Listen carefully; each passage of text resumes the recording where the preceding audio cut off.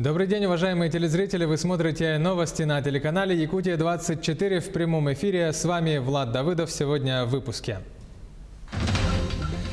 До 4 человек на 100 тысяч населения президент Путин поручил правительству к 2030 году добиться снижения показателя смертности в ДТП. Сводка по ковиду. Сколько случаев коронавирусной инфекции выявили за сутки в республике? Национальный проект образования. В России будет рассмотрено увеличение финансирования на создание мест в школах.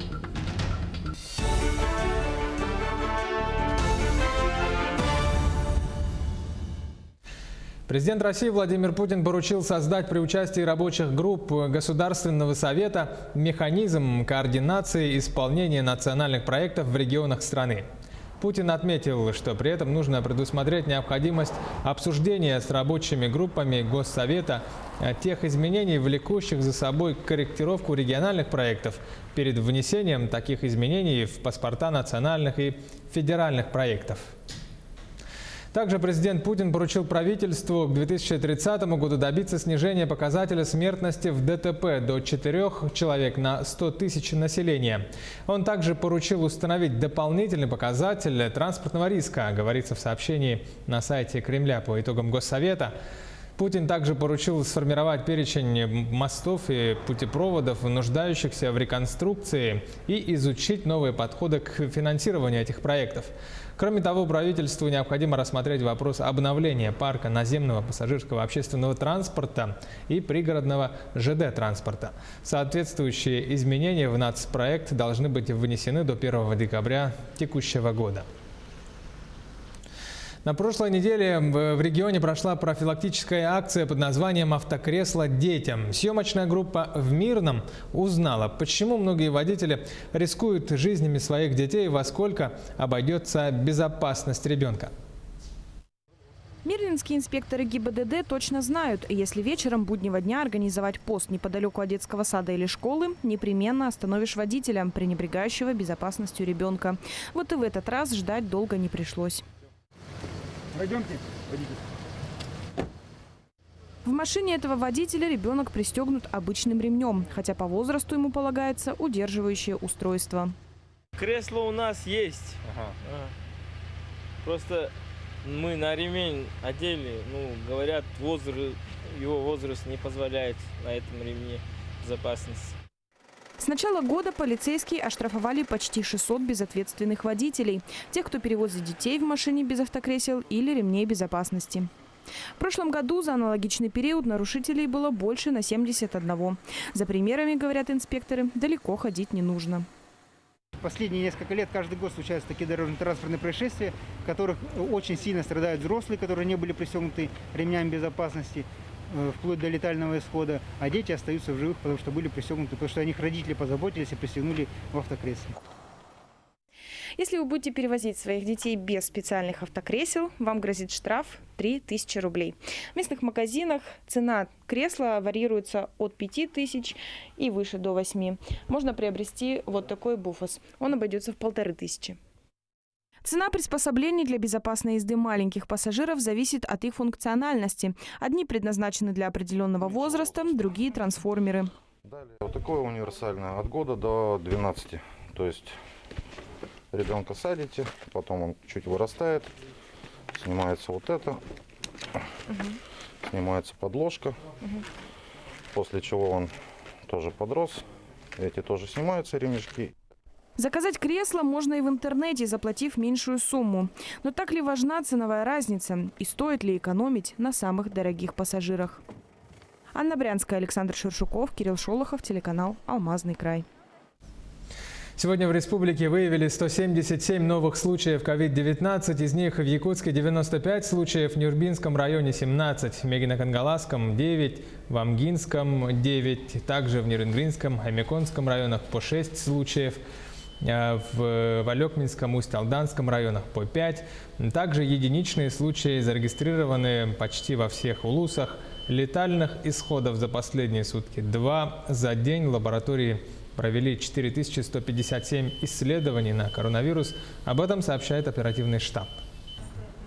на настоящий момент лекарственными средствами и препаратами, а также средствами индивидуальной защиты и должной медицинской помощи у нас сегодня обеспечены практически все районы республики.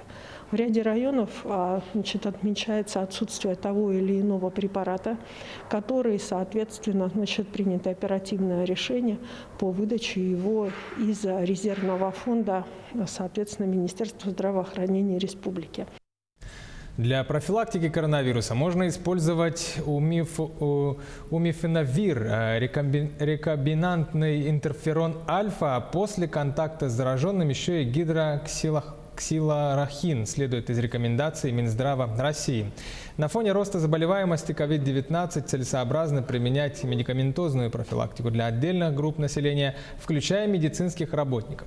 Здоровым людям и пациентам из групп риска, пожилым и страдающим хроническими заболеваниями Минздрав рекомендует использовать либо рекомбинантный ИФН-альфа в виде капель или спрея, либо умифенавир по 200 мг до 2 раза в неделю в течение 3 недель. Согласно рекомендациям ведомства, пока нет однозначных выводов об их эффективности. Применение этих препаратов допустимо по решению врачебной комиссии, если потенциальная польза для пациента превысит риски. Также Минздрав России сообщает, что держит на контроле ситуацию с наличием лекарственных препаратов для пациентов с онкологическими заболеваниями. В министерстве отметили, что на поставки лекарств и ценообразование повлияла пандемия, из-за которой выросли цены на фармсубстанции. В целях недопущения дефицита лекарственных препаратов в будущем Минздравом страны был разработан проект нормативно-правового акта, который предусматривает увеличение предельной отпускной цены на данные препараты. В настоящее время проект проходит межведомственное согласование, добавили в пресс-службе министерства. К другим новостям. За 9 месяцев 2020 года в рамках надзора за соблюдением прав граждан на оплату труда прокурорами выявлено свыше 4,5 тысяч нарушений закона и 310 миллионов рублей своевременно невыплаченной заработной платы, отпускных, окончательных расчетов, стимулирующих выплат за работу в условиях COVID-19. В целях защиты прав граждан прокурорами принято 3,5 тысячи мер реагирования, в том числе опротестовано 96 незаконных локальных актов работодателей. В суде защищены права свыше 2,5 тысяч работников. По требованиям прокуроров к установленной законом ответственности привлекли порядка 350 лиц и возбудили 6 уголовных дел. В рамках расследования данных уголовных дел с учетом принятых прокурорами в комплексе мер прокурорского реагирования полностью выплачена заработная плата работникам рыболовецкой артели «Арктика», МУП «Таймылырский», ПО «Прогресс», МУП «Жатайская транспортная компания» и акционерное общество «Строительное управление Три Восьмерки». На данном этапе в результате вмешательства прокуроров погашено свыше 302 миллионов рублей задолженности по заработной плате, защищены права более 10 тысяч работников. Проверки в рассматриваемой сфере продолжаются. Вторая неделя, как начали ездить суда на воздушные подушки от Якутска до Нижнего Вестяха. Всего их 20. Они ежедневно перевозят пассажиров от одного берега к другому. Цена при этом не меняется несколько лет. Сегодня за одного пассажира водители хивузов берут так же, как раньше, 1500 рублей. Но несмотря на стабильный тариф, из-за коронавирусной инфекции пассажиров по сравнению с прошлыми годами очень мало. По словам судовладельцев, в скором времени, как только пойдет мелкий рыхлый лед Шуга, начнется пересадка пассажиров на аэроботов «Тайфунов». Это вызовет рост цен в этот период. В то время мы не знаем, какая цена будет, как преподнесет природа нам. Даже 2 года, 3 года назад, я помню, да все знаете вы, не мог даже ледокол пройти. 2 дня простоял на Тюхтюре. И это... Метровые, 1,5-метровые торосы такие густые шли, не могли наши боты пробиться. Один бот только ходил, и наши вот эти ребята, 20 подушек, стояли в очередях. Привозим людей, чтобы он перевез на ту сторону, оттуда туда. Вот такие проблемки тоже бывали. Это от нас не зависит. Это зависит только от матушки природы. Президент Путин поручил рассмотреть увеличение финансирования на создание мест в школах. Кроме того, глава государства поручил рассмотреть вопрос о включении в нацпроект образования проекта по поддержке школ с низкими образовательными результатами обучающихся, предусмотрев при этом необходимое финансирование. Правительству также поручено предусмотреть при подключении школ и колледжей к интернету в рамках нацпрограммы «Цифровая экономика в России» формирование соответствующей инфраструктуры с безопасным доступом к сети.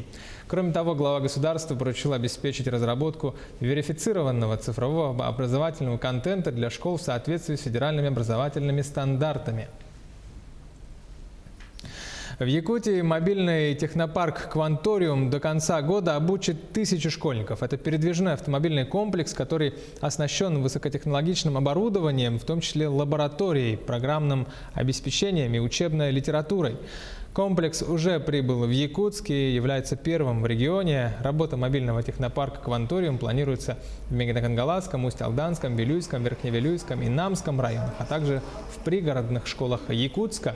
Дети, ученики с 5 по 11 классы будут там заниматься по направлениям промышленный дизайн, промышленная робототехника, информационные технологии, разработка VR и AR приложений, аэротехнологии, геоинформационные технологии и хай-тек.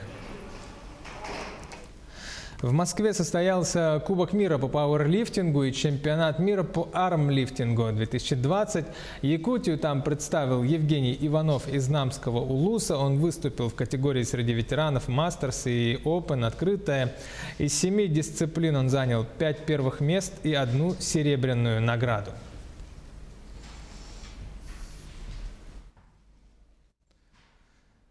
Таковы новости к этому часу. Оставайтесь на телеканале Якутия-24. Будьте всегда в курсе. Удачного дня, берегите здоровье.